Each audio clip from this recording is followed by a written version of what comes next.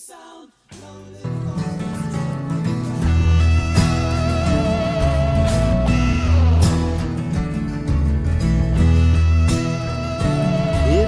want to get to heaven, over on the other shore, stay out of the way of the bloodstained bandit. Oh, good shepherd, feed my sheep. One for Paul, one for Simon, one for to make my heart rejoice. Can't you hear my lambs calling? Oh, good shepherd, feed my sheep.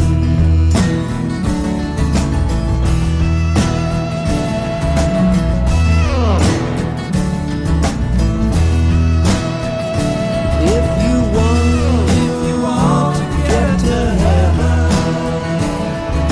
over on the other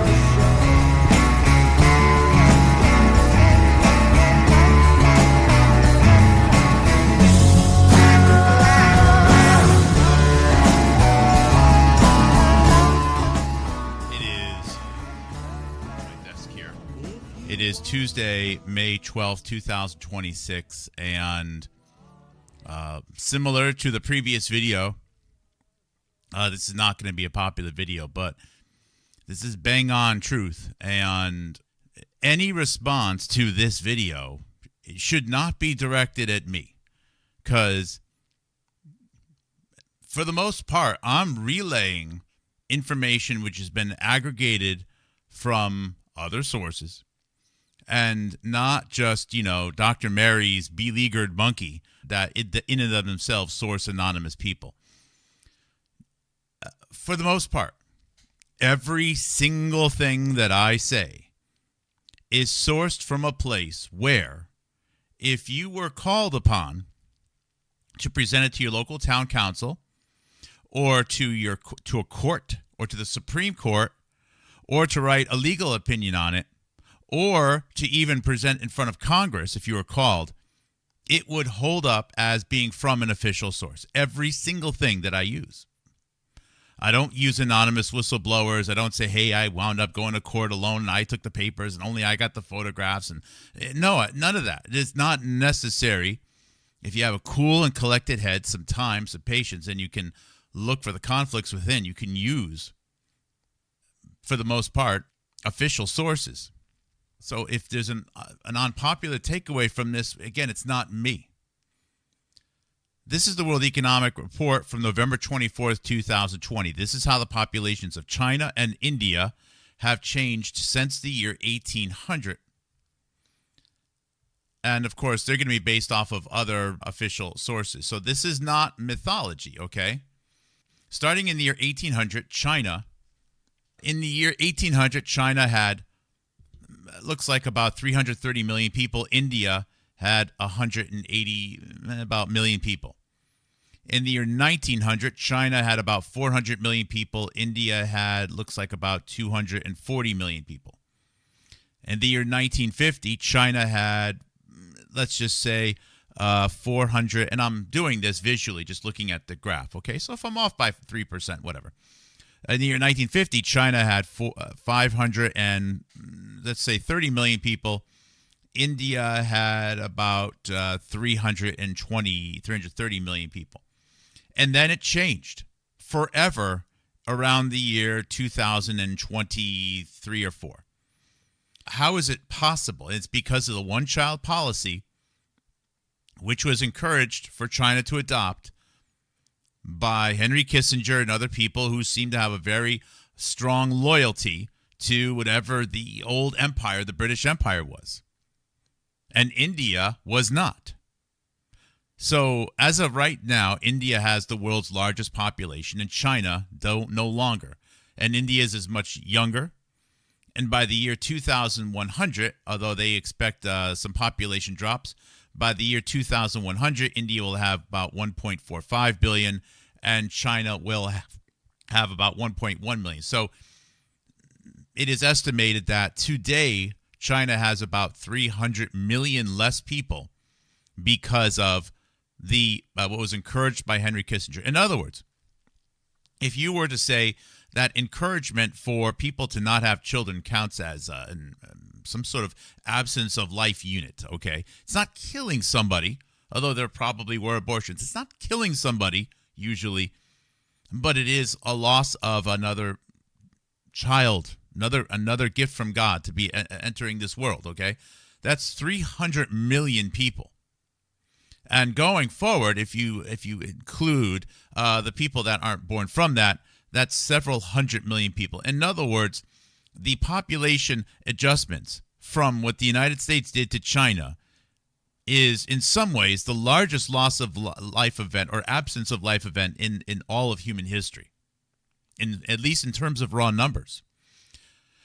And what's happening because of this, okay, if you want to look at the economy, if you want to get into the economics part of it, by the year 2050, they estimate that China will have a GDP, whatever that means, the PPP, of 58 trillion. India will be 44 trillion, and the United States will be 34 trillion.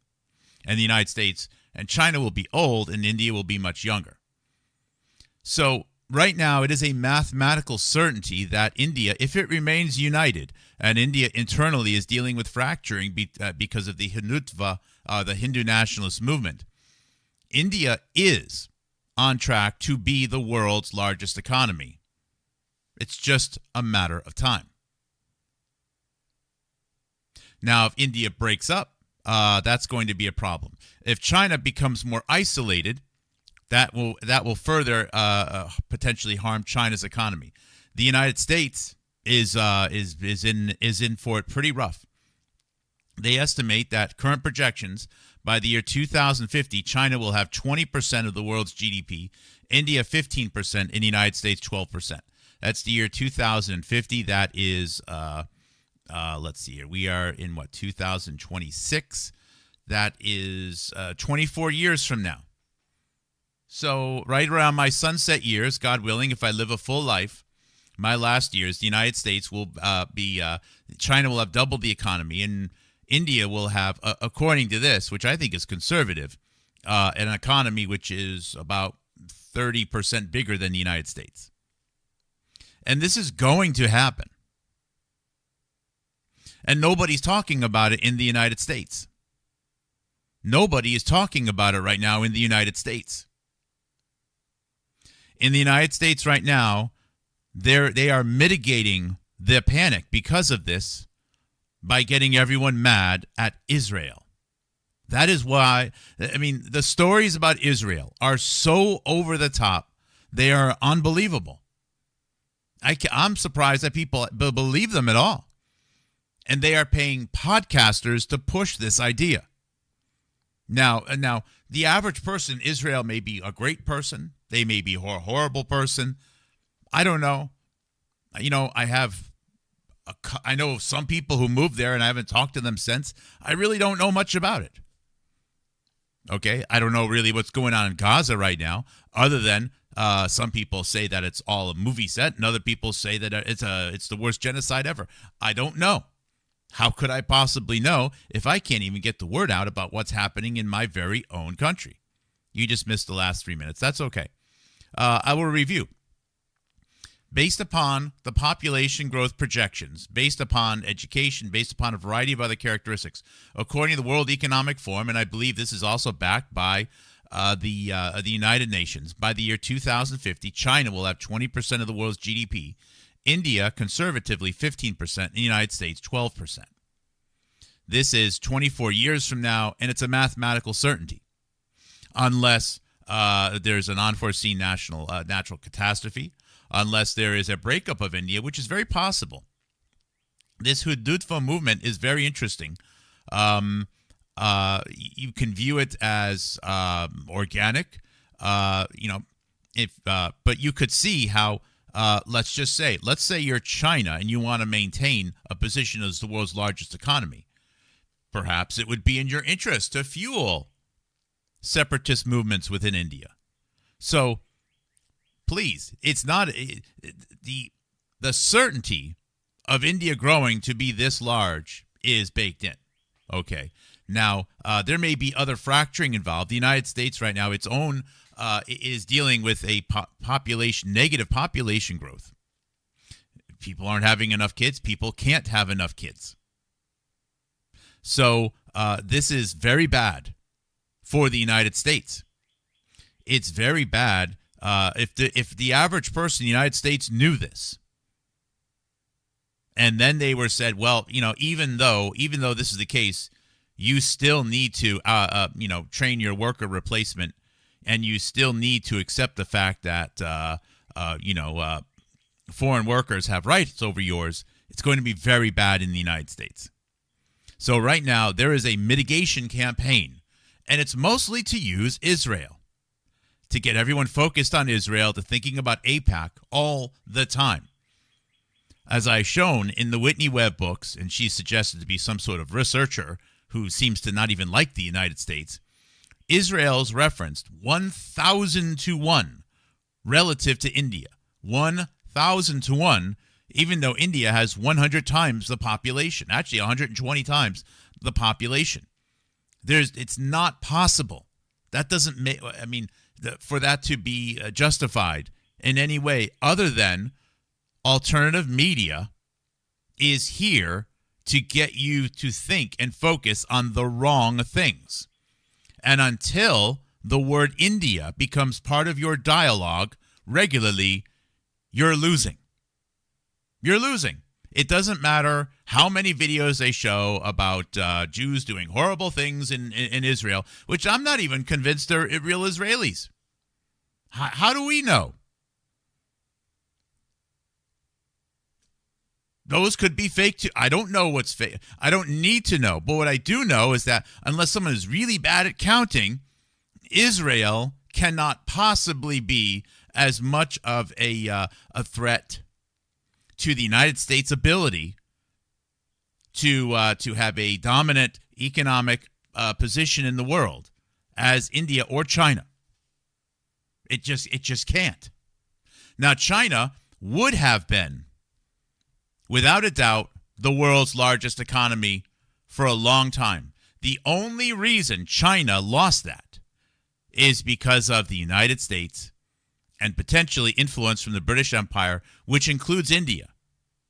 So it is not unreasonable to say that India, via its relationship or being used by the British Empire, played a role in China's current demographic catastrophe over the next 50 to 100 years. I'm not saying that the average person in India is just trying to eat. Okay, this is not about Indian people. This is not about the Indian. I question even using these words ancestry because of some of the great work of Liederberg. But that's the wrong way of looking at it. But as a nation state goes, Americans need to know this, and they need to plan for it. This should be factored in debt loads for families of the United States. This should be factored in with respect to immigration planning in the United States. This should be factored into people born in foreign countries, which positions they get to hold within the United States. This should be factored into all of our talks about Iran, about energy policy, about atomic energy, about the future of genetics. All of this stuff needs to be, you need to factor this stuff in. And it's not. And it's being disallowed because podcasters. Now, if you don't think that Israel is aware of how podcasters are being used, there's a video clip of Benjamin Netanyahu. We have a representative of Israel here. Okay, we do have a representative from Israel here who, I don't know, hopefully, continues to be friendly, because I think the one person here who I think is from Israel, of course, I don't know, I never met him in person, seems to see me as someone who's kind of level-headed. All right, I'm not apologetic. I'm just, trying to figure things out. So let me go over here. I'm going to play the clip from Benjamin Netanyahu. This is Bibi Netanyahu, and I believe this was made within the last week. All right, I think. Let's listen to what Bibi has to say. Very, very, very important clip. I mean, Churchill, without cell phones and without This part digital isn't campaigns and farm bots, was labeled a warmonger in the 1930s because he said you have to stand up to Hitler. Right. And they accused him of being a warmonger. And Hitler didn't even say death to America, death to Britain, you know. I think he might have planned it. This but is he the didn't part that say I it. find interesting. In other words, Hold on. we have seen the deterioration of the support for Israel in the United States almost, I would say it correlates almost 100% with the geometric rise of social media. 100% Israel. Now, again, I was never really an Israeli apologist or an Israel fan. I admit I would love to visit there. I still would like to visit someday, because all of this stuff about how Israel is used and the perceptions is really not about Israeli people any more than all this fear-mongering about China is about Chinese people, or the fear-mongering or praise of India is about India people, okay? So we, as citizens of the world, as the children of God, need to continuously reach out and work together, okay, on this stuff, okay? Not see each other as the enemy, send our kids off to kill each other, the other kids over there, right? So this is, so my perception of Israel it's not like it was good and now it's bad. But I do know is that I was encouraged to be very favorable, and now I see an avalanche of people that want it to be very bad. I see that. I think most people, I think, see that. So, And that by itself is not what caused it. And I don't believe in, So social media itself did not cause it. All right. Again, social media, it's sort of like saying it's not the hammer that killed you. It's the person that uses the hammer. It's not the gun that kills you. It's the person that uses the gun.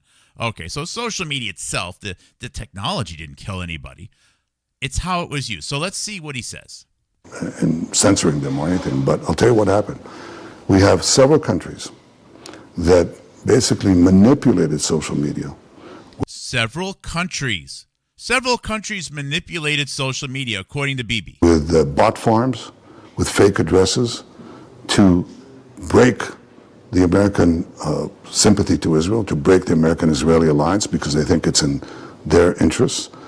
And they do it in a clever way. It's like you hear a text message. I'm a red-blooded Texan. I always supported Israel, but I can't stand what they're doing. I'm turning against Israel. And then Yep, that's exactly what we have right now on the internet. People pretending to be red-blooded Americans, big-bosomed Americans, cool Americans, cat emojis, dog, avatars, patriotic housewife who's all alone and loves white guys and, whatever, okay? Drives big trucks. I love guns. Look at me at Tom Massey in my family photo with guns. What kind of a moron takes a picture of their family with guns? Look, you can love guns. You can be a gun enthusiast, but that's just weird, right? It's sort of like I don't know. That's weird. That's a trolling picture. You don't do that. And you trace the address to some basement in Pakistan, And it's Pakistan. And Bibi says it's Pakistan. But what Bibi here is lying. It's not Pakistan. It's India. It's India. That's what it is. Why would Pakistan want Americans to dislike Israel? Why would they? That's weird. Pakistan's biggest threat is India. So if Pakistan would want to do anything to sow discord that would in the United States that would impact Pakistan, it would be planting information about India. So Bibi told all the truth up until that point. But yes, the souring of the relationship is due to social media. Yes, it is from bot farms. Yes, it is people pretending to be red-blooded Americans. Yes, it is intentional. Yes, it does correspond to the rise in social media, but it's India. So why would India do it? Well, because Israel's future alliance is going to be with India. And the United States' ability to influence the Middle East is going to significantly be reduced if the United States' relationship with Israel is gone. That's it. I mean, why should the United States have its Navy in the Middle East if we have no allies there? There's no reason for us to be there then, other than we're just there for, to piss people off and grab resources. The seeds are being planted for the United States relationship with Israel to be fractured. Now, I wish the United States had good relationships with as many countries as possible. So this whole, it should fracture or shouldn't fracture, I don't know. I'm not looking at it that way, okay? But it's happening, and we're supposed to accept it, even want it. But Bibi lied. It's from India. And as the United Nations and as the World Economic Forum are telling us, I know a lot of people don't want to hear it. They don't want to listen, but it is a mathematical certainty. The future world economic superpower, I think these are misleading. It's going to be India. Now, Trump this week is today or tomorrow going to China. He's going to have a summit with Prime Minister Xi.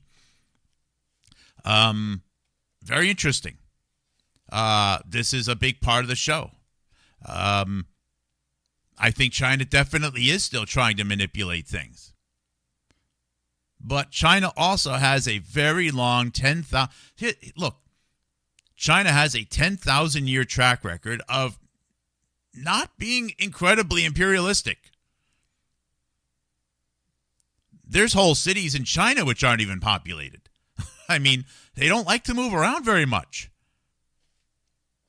It's not a very migratory, civilization. Isn't that interesting?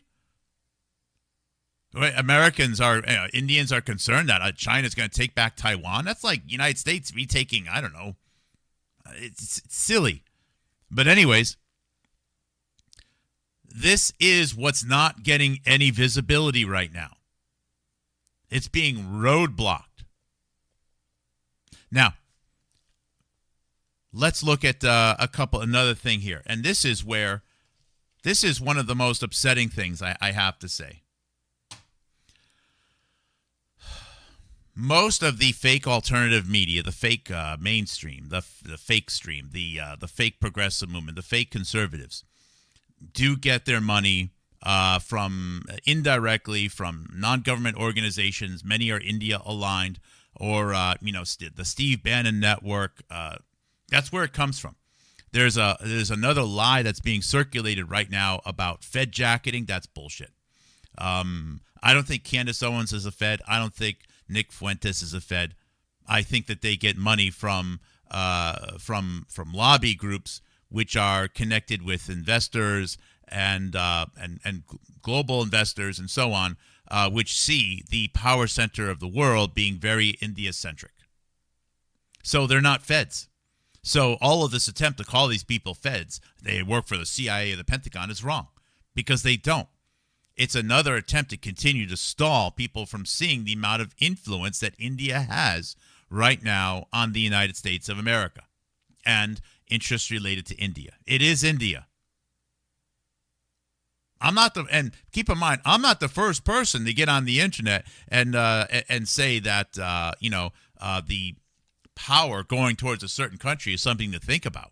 I think there's about 15,000 other channels right now, or podcasts, that talk about Israel all day long. So they set the standard that you can do this. Don't think that I'm the first person doing it. It just so happens that they're directing everybody in the wrong direction and getting everyone hyped up about the wrong thing. So if there was a race right now, because eventually this is going to come out, it's only a matter of time before people accept the fact that India has the world's largest population. They have the largest young workforce. They have the most number of degrees. They are getting political offices and political power in the United States. They are going to be having power over the United States military potentially, and so on and so forth. It's only a matter of time before that gets spoken about. And until then, the longer it can be stalled, the better it is. So the last thing that they want is to get some type of visibility. There's still opportunity, I believe. There's still opportunity for the United States to snap out of the, Israel controls everything, every AIPAC controls the world coma, and see this, which is why these subversive elements are still at play. You don't subvert something if you don't need to. Okay, you don't. If you don't need to subvert it because you already control it, then don't bother. You don't bother to subvert it. So I'm still optimistic from that standpoint. So I think it's possible that right now there is an ongoing attempt to lower fertility and to poison and kill Americans via ivermectin. Ivermectin is pushed solely 100% on conservative Americans. Ivermectin is a neurotoxin. Ivermectin impacts your neural network, your nervous system. Ivermectin is used to kill insects. Ivermectin is a poison.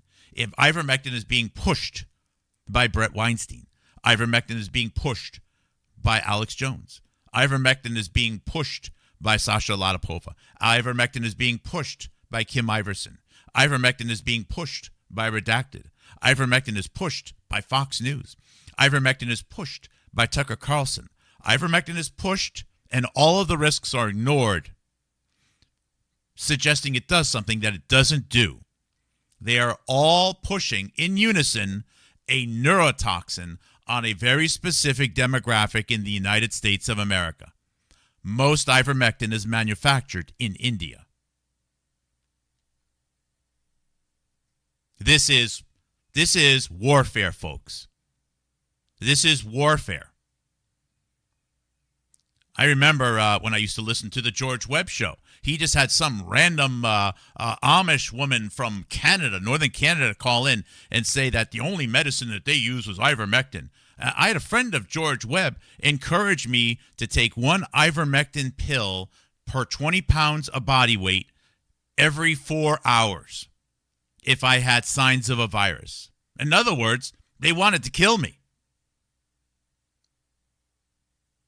My stepfather almost died. He was sent to the emergency room after taking too much ivermectin. This stuff is a neurotoxin. Ivermectin is a neurotoxin being pushed on a very specific demographic in the United States of America. And we collectively are allowing murder and fertility decreases in the United States of America. We are allowing ourselves to be victims of this global warfare to mitigate the situation that the United States is going to lose its status as a superpower. We're allowing our fellow brothers and sisters, our fellow citizens, to be murdered and impacted by a neurotoxin, which is being pushed by organizations which are mostly funded by outside interests against the United States of America. It's being sold as treating cancer, it lowers weight, whatever.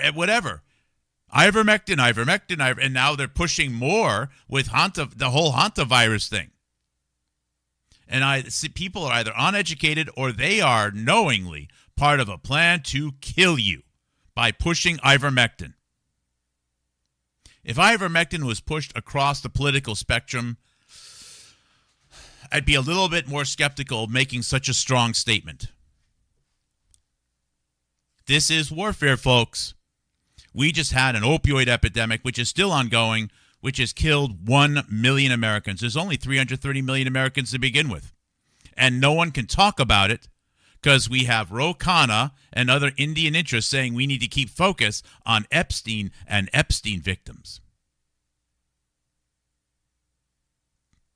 This is warfare. The United States is at war right now with not really India, but definitely all of the interests which have bet their money and bet their Bitcoin and everything else that they're going with the sure thing from the market, the sure future of India. That's what they're betting on.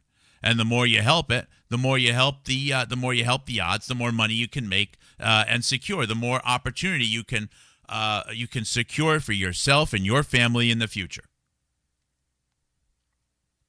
This is what we're in the middle of right now in the United States of America. It is not too late at all. because if it was already too late, this wouldn't be happening. So, opioid epidemic, no visibility at all, none. Still none. Still none. None, none, none. If anyone does mention the opioid epidemic, what do? They say it's China. They blame it 100% on China. That's interesting. Isn't it interesting? Even though most of the fentanyl precursors come out of India. They've actually funded the media in the United States to say it's all China. How about that? This is where we're at. We are in the middle of warfare right now, and we can beat this, but we all need to just keep pushing back, starting these start the uncomfortable conversations whenever we can. Nudge people online whenever you can. Talk to people when you go to events, and I need to work hard making some type of strategic battle cards or something. But here we are, and we don't want to get combative about it, but we have to at least raise awareness, because we could turn out to have a wonderful, prosperous future for all of these three countries that you see listed there. That's the goal. Going to war is not going. No one's going to win that one. But right now, the goal is not for us, but we are facing the attempts to whatever you want to say, But as BB said, where does it come from? He says it's Pakistan, but no, it's not Pakistan. It's India. It's India. Or whoever's paying India to do this. I don't know. You say it's the British Empire. I don't know. It's kind of weak when people say, a country's incapable unless you have a couple of old British people involved. But hey, if that's what makes you feel better, so be it.